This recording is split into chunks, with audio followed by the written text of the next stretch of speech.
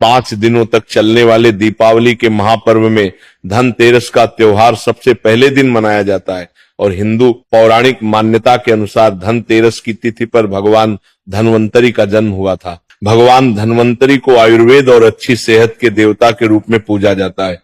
दिवाली पर धनतेरस के दिन भगवान धन्वंतरी की पूजा करने से जीवन में सुख, समृद्धि, ऐश्वर्य और अच्छी सेहत का आशीर्वाद प्राप्त होता है। साथ ही इस दिन खरीदारी करना भी बहुत शुभ माना जाता है। धनतेरस के दिन हर तरह के शुभ कार्य प्रारंभ किए जा सकते हैं। इस दिन विशेष रूप से सोना और चांदी के आभूषण, नए बर्तन आदि खरीदे जाते हैं। धनतेरस के दिन इस प्रकार की विशेष चीजें खरीदने पर मां लक्ष्मी जी का आशीर्वाद मिलता है। ऐसी मान्यता है कि धनतेरस के दिन हम जिस भी वस्तु की खरीदारी करके लाते हैं उसमें 13 गुना की वृद्धि होती है। इसलिए आपको ध्यान रखना है कि कोई भी ऐसी गलती ना करें, ऐसी वस्तु खरीद कर ना लाएं जिससे कि अशुभता आ जाए। तो धनतेरस के दिन ये चीज कौन सी है, खासकर हम आज के प्रवचन में आपको बताएंगे कि आपको इन 13 विशेष चीजों में से आपको कुछ ना कुछ वस्तुएं खरीदनी ही चाहिए। अगर आप इन सभी 13 वस्तुएं ना खरीद पाए तो इनमें से जो भी आपकी सामर्थ्य हो वह वस्तु आप घर पर खरीद कर ला सकते हैं।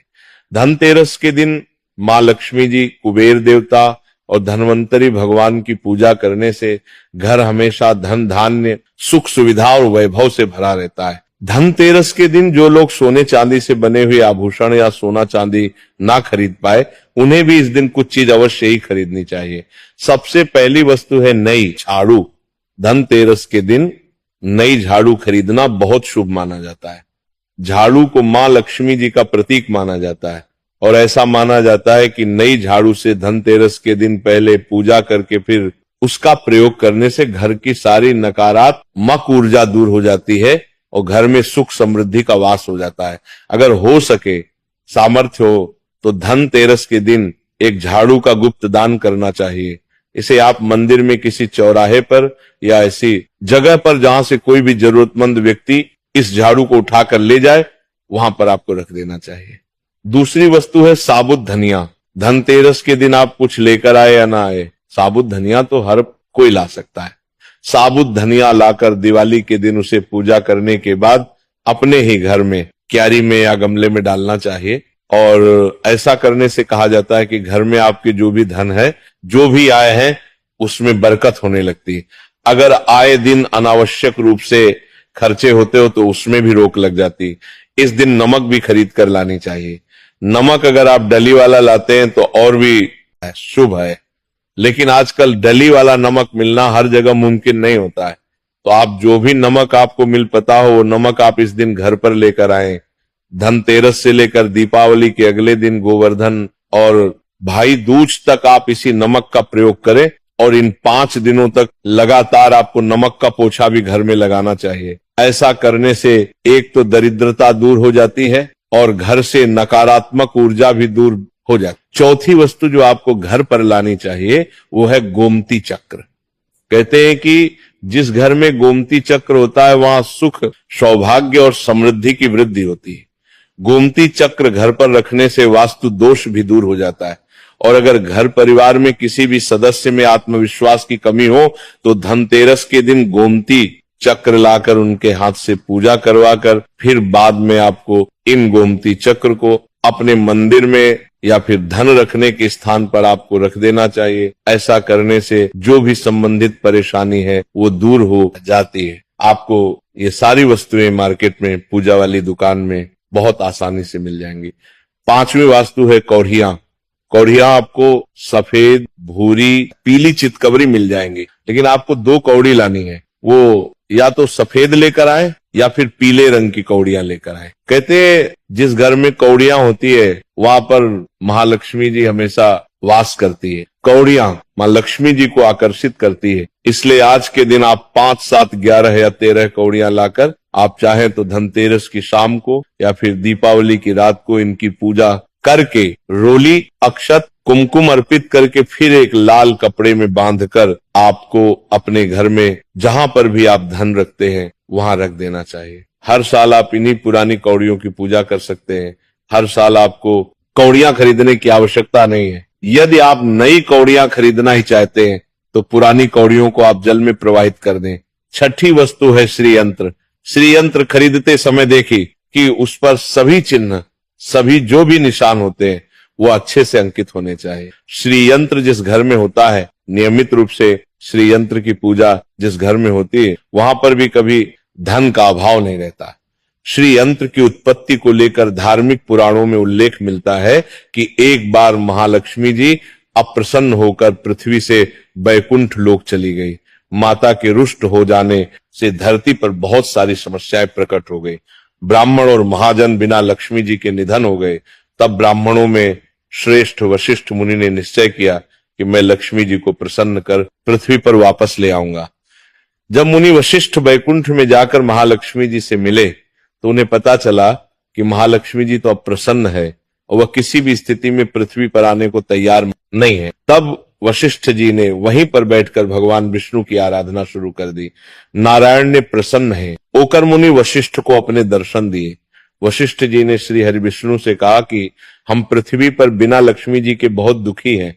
हमारे सारे आश्रम उजड़ गए, धरती पर वैभव खत्म होने वाला है। ये सुनकर भगवान विष्णु वशिष्ठ मुनि को साथ लेकर महालक्ष्मी जी के पास गए और उन्हें मनाने की कोशिश की, लेकिन फिर भी महालक्ष्मी जी नहीं मानी। तब उन्होंने कहा कि मैं किसी भी स्थिति में पृथ्वी पर वापस जाने को तैयार ही नहीं हूं। जब चारों दिशाओं में महालक्ष्मी जी के पृथ्वी पर वापस न आने की बात फैल गई, तब देवताओं के गुरु बृहस्पति जी ने एक युक्ति सुझाई। उन्होंने कहा कि अब श्री यंत्र साधना ही एकमात्र उपाय बचा है जिसे महालक्ष्मी जी को धरती पर आना ही पड़ेगा। गुरु बृहस्पति जी के निर्देशों से श्री हरि ने धातु पर श्री यंत्र का निर्माण किया और उसे मंत्र सिद्ध प्राण प्रतिष्ठा युक्त करते हुए दीपावली के 2 दिन पूर्व धन त्रयोदशी को श्री यंत्र पर स्थापित करके विधि विधान से उसका पूजन किया। पूजन समाप्त होते होते माता लक्ष्मी जी को वहां आना ही पड़ा और वे बोली कि मैं किसी भी स्थिति में यहां आने के लिए तैयार नहीं थी, ये मेरा प्रण था, परंतु बृहस्पति जी की युक्ति से मुझे आना ही पड़ा। श्री यंत्र मेरा आधार है और इसी में मेरी आत्मा भी बसती है। यही कारण है कि धनतेरस के दिन श्री यंत्र खरीदना चाहिए और अपने घर में स्थापित करना चाहिए। 7वीं वस्तु है सातमुखी रुद्राक्ष की माला या फिर सातमुखी रुद्राक्ष। अगर आप धनतेरस के दिन सातमुखी रुद्राक्ष को घर पर लाते हैं और फिर उसकी विधि विधान से पूजा करते हैं या भगवान शिव की पूजा में आप इस रुद्राक्ष को प्रयोग करते हैं, किसी भी मंत्र का जाप करते हैं, तो उससे भी आपके घर में कभी परेशानी नहीं आती। किसी प्रकार का कोई अकाल मृत्यु का भय नहीं रहता, क्योंकि दीपावली दीपों का त्योहार होता है और इस दिन अपने घर में सामर्थ्य के अनुसार दीपक जलाए जाते हैं। धनतेरस के दिन भी दीप जलाने चाहिए। अगर आप चाहते हैं आपके घर में साक्षात महालक्ष्मी जी का वास सदा बना रहे, पूरे वर्ष भर आपके घर में धन की कोई कमी ना रहे, आपको कभी कर्ज लेने की नौबत ना आए, तो ऐसे में धनतेरस की शाम को आप 13 दीपक घर के अंदर और 13 दीपक घर के बाहर जलाएं। ऐसा करने से भी महालक्ष्मी जी का आशीर्वाद प्राप्त होता है। और धनतेरस के दिन 8वीं जो वस्तु है वह आपको मिट्टी के दीपक जरूर खरीद कर लाने चाहिए। मिट्टी के दीपक आप अपने सामर्थ्य के अनुसार खरीद कर लाने चाहिए। अगर हो सके तो किसी जरूरतमंद को, जहां पर धन का भाव हो, ऐसे घर में आप मिट्टी के दीपक का तेल सहित और बाती सहित, रुई सहित दान भी कर सकते हैं। नवी वस्तु जो आपको खरीद कर लानी चाहिए वो है लक्ष्मी जी और गणेश जी की मूर्ति। वैसे तो मिट्टी की मूर्ति ही घर पर लाना शुभ होता है, लेकिन यदि आप मिट्टी की मूर्ति लाना चाहे तो धातु की मूर्ति, जैसे कि आप चांदी की, सोनी की या पीतल की मूर्ति भी घर पर ला सकते हैं। अगर आपके पास पहले से ही मूर्तियां हैं तो आप जरूरी नहीं है कि हर दीपावली पर मूर्ति खरीदें। धातु की मूर्ति यदि है तो हर साल आप मूर्ति ना खरीदें, लेकिन मिट्टी की मूर्ति है तो उनका विसर्जन कर आपको धनतेरस के दिन नई मूर्तियां लाकर उनकी पूजा विधि विधान से करनी चाहिए।